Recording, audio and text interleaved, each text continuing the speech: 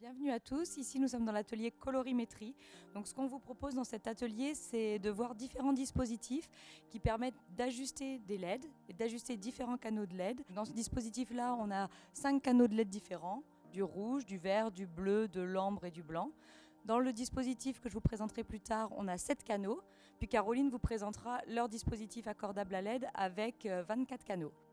Donc ici, on a un dispositif avec 3 types de projecteurs, donc ça nous permet de comparer 3 fois le même type de scène avec différents rendus des couleurs.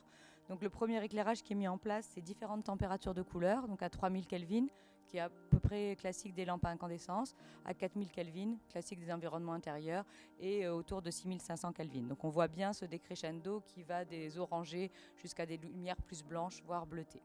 Le deuxième scénario que je vous propose et qui est en train de se mettre en place là, c'est ici une lumière à 1800 Kelvin, qui est les lumières qu'on met en éclairage public, donc très orangée à la place du sodium, donc avec une LED ambre. Vous le voyez ici, on ne voit plus du tout ou très mal les différentes couleurs, par exemple sur les crayons. Donc la troisième scène que je vous propose, c'est 3 éclairages à 1800 Kelvin, donc les différentes façons d'avoir un spectre qui est vraiment très chaud, en particulier pour l'éclairage extérieur. Donc ici avec une LED ambre, mais on voit que le rendu des couleurs est très mauvais.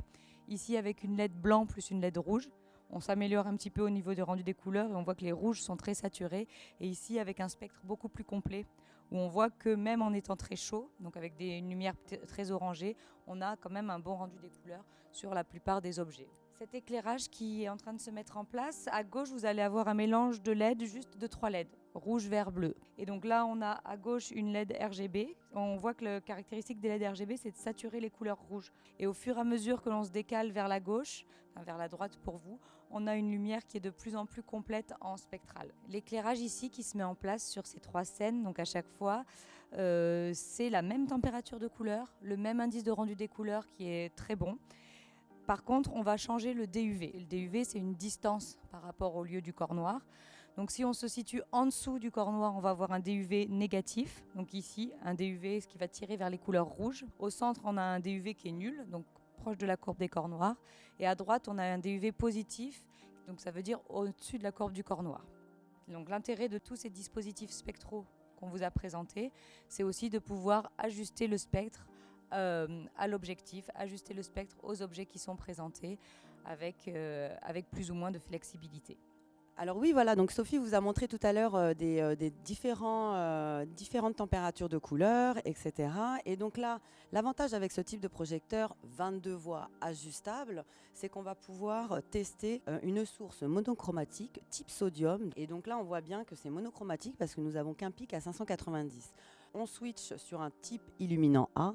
Donc illuminant A, on est aux alentours de 3000 Kelvin. Donc c'est plutôt les anciennes sources incandescentes qu'on avait à la maison. Enfin, on va retrouver un D65. Donc on va pouvoir agir comme on le voit sur chaque curseur pour pouvoir générer un spectre, donc type soleil au zénith, et qui représente 6504 Kelvin. Donc la conclusion, c'est que le spectre agit sur le rendu des couleurs.